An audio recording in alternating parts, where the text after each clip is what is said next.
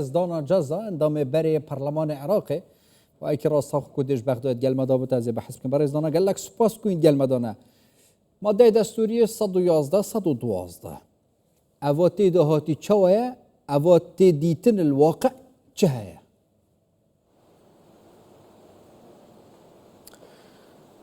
ام کاتت باش سلااو ڕێزمێ بۆ جەنابێت بۆ بینەرانی کوردستان 24 طبعا بەپێی و مادە دەستوریانەی کە هەیە بە تایبەتی مادەی 111 و 112 کە باز لە نەوت و غاز و ئەو سەرچاوە سروشتەکانەکە لە عێراقا ینی هەندێک هێڵی گشتی زۆر دیاری داناوە بۆ مادانە یەکێک لەوانە کە ئەوەی ئەو کێڵگە نەوتیانەی کە ئێستا هەیە لە نێوان حکوومەتی فیدراالی و حکوومەتی هەرێمی کوردستان پێکەوە برێ بەڕێوە دوایەوە مادەی کە دوایەواڵێ ئەو کێڵگە نەوتیانە و غازیانەی کە ئەدۆزرێتەوە لە مستەقبەلە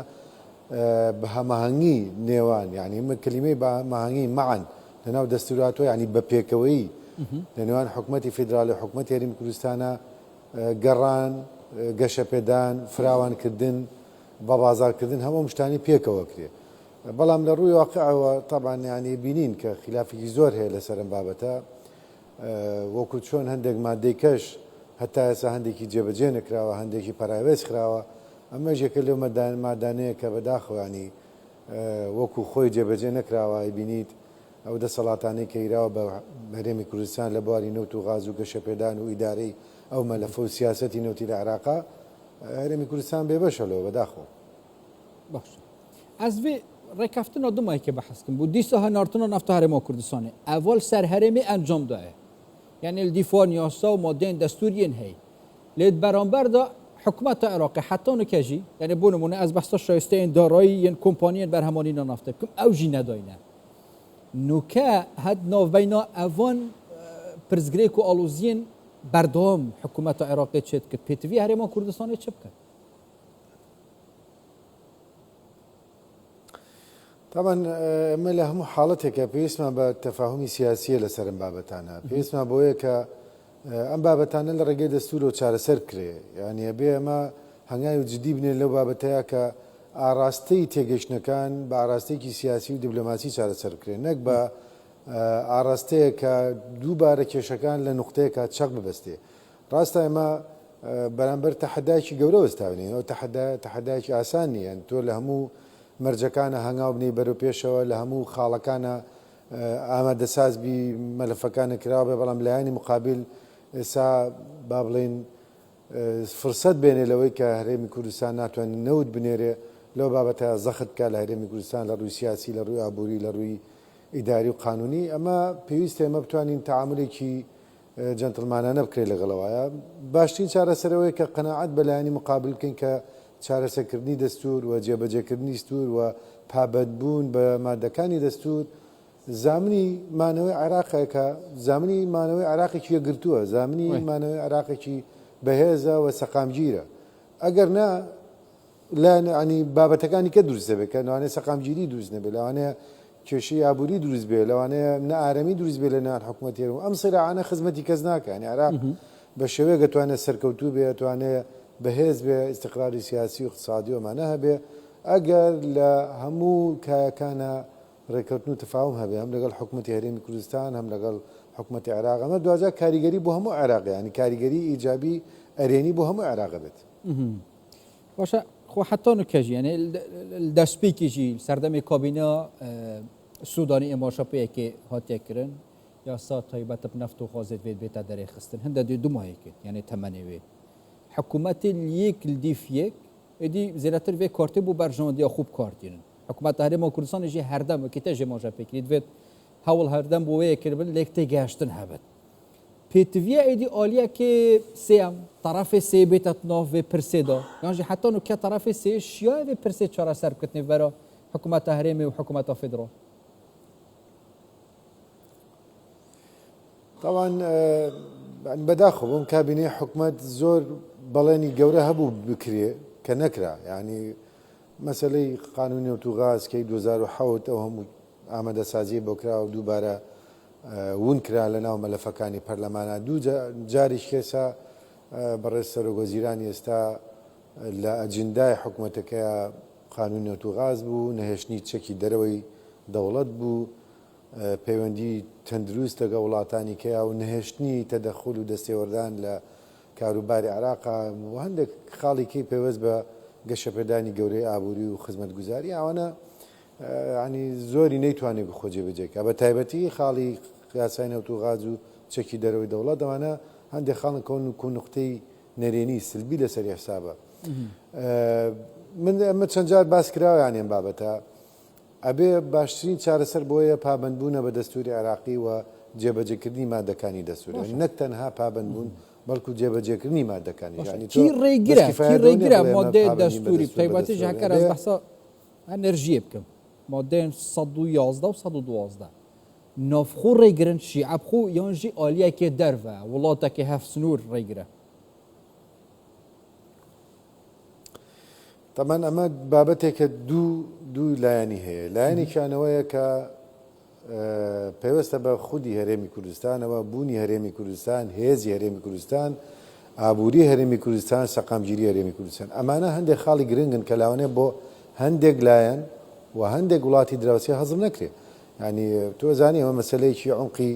استراتیجی وڵاتانی تایە کە ئەگەر هەرێم و گەلەکەی لێرە بە قۆد و محتەمە لە تەسیرێک هەبێ بۆ لایەنەکانی کە ئەوان لەو ڕوانگەی هەندێک جار سەیرەکەن یان ئەستان یانێ ئەم هەرێمە نابێت لەوە زیاتر بەهێز بێ نابێ ئابووری لە دەستی خۆیان بێ نابێ بڕیاری سیاسی لە دەستی خۆیان بێ نابێت سەر بەخۆ بێ لە هەندێک ئەدای سیاسی ئەمانە هەندێک بابەتن کە فشاری بۆ هەرێمی ینی واکەن فشار لە هەرێمی کوردستان کە اینجا فشارەکان بە پێی دەرفەتەکەی ئێستا دەرفەتی وزە و ئابووریان بۆ دروست بووە لەو ڕێگەی ینی زەخت لە هەرێمی کوردستانەکەن بۆی کە والێکم پابند بێ بە بڕیارە سیاسی و ئەجندا سیاسەکانی ئەمە بابەتێکە ینی خودی هەرێمی کوردستان بابەتێکە بابەتی کە بزەبەدەوەیە کە دەستێوەردانی دەرەکی هەیە ئەنی و دیاریشە لە هەندێک جارە لە هەندێک ڕووداوە بینیمانە کە دەستێوەردان هەیە لە عێراقا لە هەموو عێراقا هەیە لە هەرێمی کوردستانی شێوە دەستێوەردانە باڕاستەی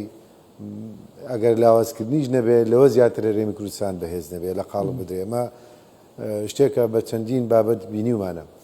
خاڵی کە دیۆکێکی ئەوەیە کە خودی بەرژەوەندی سیاسی هەندێک لایەن لەوە بێ کە یەک قانون نەوت و غاز نەبێت بۆی کە ئەو چاودێری نێو دەوڵەتی و قانون و دەستوری لەسەر فرۆشتنی نەوت و غاز و بەتاڵانبردنی نەبێت لە عێراقا کە هەیە و خاڵی دووەمەوەی کە ئیسفادەیەکی اقتصادی ئابووری و درێژخایانی هەیەەوە ئەنیە بینین هەدەری تیا بۆ زۆر لایەنی کە و شوێنی کە ئەمانە واکاکە و بابەتە جارێ نەگەشت پێ لە قۆناغی کە قەنەعاتی تاوا هەبێ بۆ جێبەجێکردن یان بۆ دەرکردنی ئەو قانون یان ئەو یاسایەوە دووبارەمەش ڕەفتەکەنەوە بە مەسەلەی دەستوریەکانیش کە دەستوری بە هەمان شێوە هەندێک بابەتی دەستوری کە جێبەجێ ناکرێت ئەو لایەنانە لە ڕوانگەی سیاسی و استراتیژی و جیۆپۆلیتیکەوە سێریەکەن کە نابێم مادە دەستوریانە و مادەی سەوچول و مادەکانی پێوەست بە بەهێزکردنی هێزی پێشمەرگە و بودجێ هەرێمی کوردستان و ئەو تێگەشتانەی کە مادەی 11 بۆ وزە و تاقە و بەشداری هەرێمی کوردستان دایناوە دووبارەوەش تەدەخڵاتی دەرەوە و فشاری ناخۆتیە خود دەستوریش داهاتێتە بەرین و کەژێ ماشە پێکرد سامانên سروشتiyên Iraqê vêdibêhna dabeşkirin بسەر هەمی پارێزگەه و ناوچاندا بوو ئاڤدانکردنê شوان داتا و زانیاریên berdestê we hebîne berê ku hên endamên Parlemana Iraqê bûyne sedê çend ya samanên Iraqê bû berjewandiya aliyên siyasî tê tesarrufkirin û tê te talankirin û dizîn sedê çend bû ئاڤدانkirinê hatiye xereçkirin ینی بەداخۆ یان ئەمەگە بزانی شۆڕشی تشرین لە 2009وانە کە دروست بوو لەسەر چ بەنامایەک دروست بوو ینی لەسەر بنەمای نەبوونی خزمەتگوزاری نەبوونی هەلیکار نادادپەروەری نایەکسانی ئەم بابەتانە بەداخەوە هەیە ینی ئەو سەرچاوی نەک تەنها سەرچاوی سروشتی لە وزە لە غاز و لە نەوت لە داهاتی گومرجی لە زۆر بابەتی کە گلەی زۆر هەیە و ژێرخانی ئابووری ژێرخانی خزمەتگوزاری ئەمانە زۆر خراپە ینی ڕاستە لەم چەند ساڵای هەوڵ ڕاو شتکرێ بەڵام هێشتا زۆری ماوە بە تایبەتی لە پارێزگاکانی خوارێ و عێراق ئەبینین کە خزمەتگوزاری لە ئاسێکی زۆر نزمایە لە جادۆبان لە خزمەتگوزاری ئاو ئاوەڕۆ لە هەندێک مەسائلی خستەخانە و مەکتەب و هەندێک بابەتی کە زۆر پێویستی بە گەشە پێدانەیە زۆر ینی تەنها ناکرێتەوە لە چوارچەوەی بینا دەستکردن و شقق و عیمارات و شتی سیسماری سێرکی بەڵامەگە ژێرخانی ئابووری جادۆبان سێرکی بەس دیتناتە بەڕێزدانە یعنی سەدەی چەند تێتە دزین و تاڵانکردن سەدەی چەند بۆ خزمەتگوزاری هاتێ خەرجکردن دیفۆ ئەوە هین بینن وڵا بڵێم ئەوە ڕێژەیەکە بە مەدروسی بکرانی منە سا لە خۆڕە ناتوان بڵێم بەڵامە کرد بیبینی ینی زیاتر لەوەی کە هەندێک خەڵک باسی کردووە لەوانەیە بڵێ لە سایە سی ئەگەر سەرفکرابێ بۆ هەموو عێراق لە سایە هەفتای بە هەدەر ڕۆشتووە جا هەدەرەکە لە مەسایلی دەرەکی بووە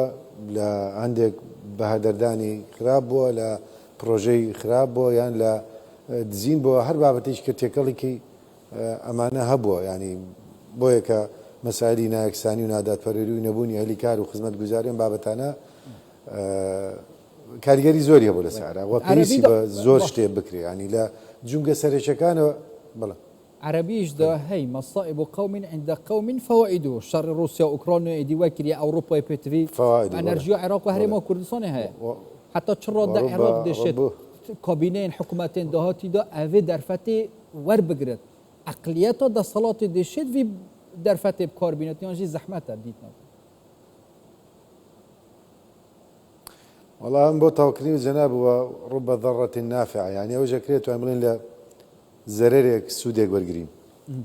ئەوە ئێستا بینین ئەم کابینە نوێی عێراق ئەتوانێت کابینەیەکی بەهێز دروستکە دەرفەتی لە بەردەستایە کە هەم خزمەتی خەڵککە هەم پرۆژەی خزمەتگوزاری باش دروستکە هەم هەلیکار بۆ گەنجێکی زۆری عێراق بەردەست بکە هەم پەیوەندیکی سیاسی و سەقامگیری و ئابووری لەگەڵ هەرێمی کوردستانە دروستکە بەم شێوەیە توانێت عێراقێکی هەم بەهێز دروستکە هەم سەربەخۆ دروستکە هەم لە ناخۆیە سێری کە ئەگەر عێراق لە ناخۆیە یەکگرتوو بێ بەهێز بێ ئەگەر خواروی عێراق لەگەڵ ناوڕاستی عێراق لەگەڵ هەرێمی کوردستان بە هەموو تێکەڵەکانەوە بە هەموو ئاین و ئاینزا و نەتەوەکانەوە یەکگرتوو بن هەستکەنە وڵاتە خزمەتیانەکە هەستکەنە وڵاتە پاڵپشتیانەکە هەستکەنە وڵاتە سەیری ئایندەیانەکە جیاوازی نییە لە بینیانە هەموو یەکسانن لە مافەکانە باوەڕکە خەڵک خۆی لەخۆیان هەستەکە وڵاتێکە پاڵپشتیەکە بەهێزە ئینتیمایی لایەنی کەم نیشتیمانی بۆیە بێت ئەمە بۆ عێراق گرنگە بۆ داهاتوی عێراق گرنگە بۆ بەهێزی و سەقامگیری عێراق گرنگە بەڵام ئەگەر ئەوان لەسەر و ئەساسە ئیش نەکەن هەر شعارێک بڵاوکەنەوە هەر ئامانجێک دانێن خەڵک باوەڕێن پێ ناکە لەبەرەوەی ئەگەر باڕاستەی مەزەبی و سیاسی و حزبی تایبەت بڕۆن زەرر لە خودی عێراقێ گەلک سوپاس بە ڕێزدانە جەزا ئەندامێ بەرێ پەرلەمانە عێراقی پایەکی ڕاستەخۆ هیچ بەغدایەت گەلمەدا بوو سوپاس بووە